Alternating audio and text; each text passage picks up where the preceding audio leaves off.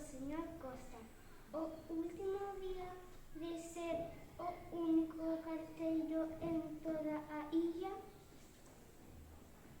Aquel tempo non había teléfono nin correo electrónico e as noticias viaxaban a pé.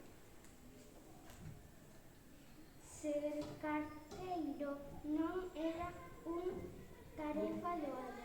Algunhas cartas tiñan que chegar ata o lugar máis afastado da illa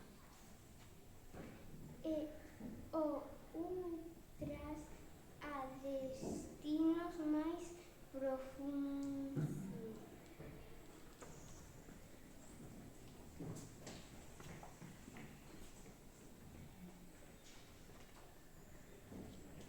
As boas noticias eran moi lixeiras e o señor Costa pedía levar 100 delas dunha vez.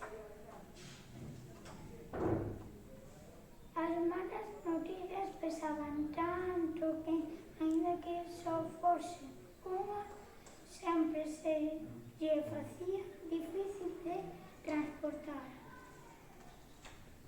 Moitas cartas non eran cartas, eran imaxes.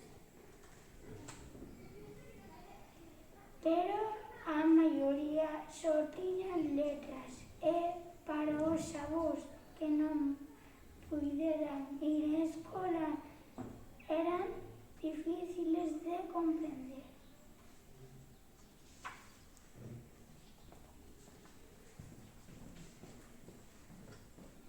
O señor Costas líaas en voz alta e así convertía as palabras escritas en lembranzas dos seus seres queridos. A miúdo debía proteger as noticias que levaba, porque as noticias son algo moi prezado.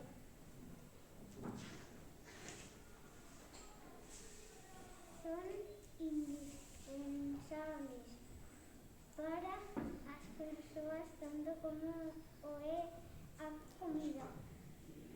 Ás veces para que chegasen ao seu destino en boas condicións. O señor Costas tiña que poder. Aquel día o carteiro levaba tamén a propia nova. Era a súa derradeira xornada de traballo antes de xubilarse e debía dicirlo todo o mundo. Pero, que raro, ninguén agardaba nas casas como era habitual, desde había máis de 50 anos. Así que tivo que botar todas as cartas por debaixo das portas pechadas. O seu derradeiro día de traballo non estaba a ser como ele imaginara. Cando acabou o reparto, sentou baixo un plátano de sombra na última entrada da ruta. Entón, unha folla caeu da árbore.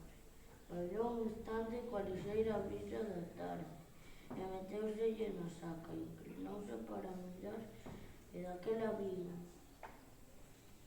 que había unha última carta. 50 anos de traballo e nunca lle quedara nada por entregar.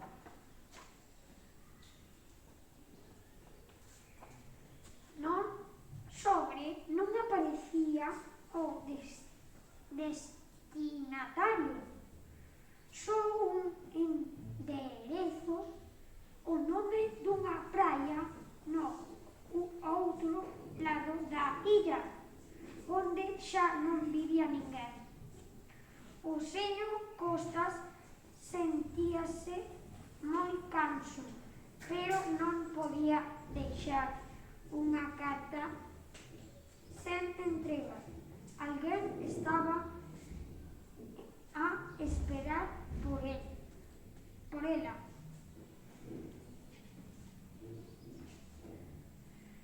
Así que botou a andar para chegar ao seu destino antes de noitiña.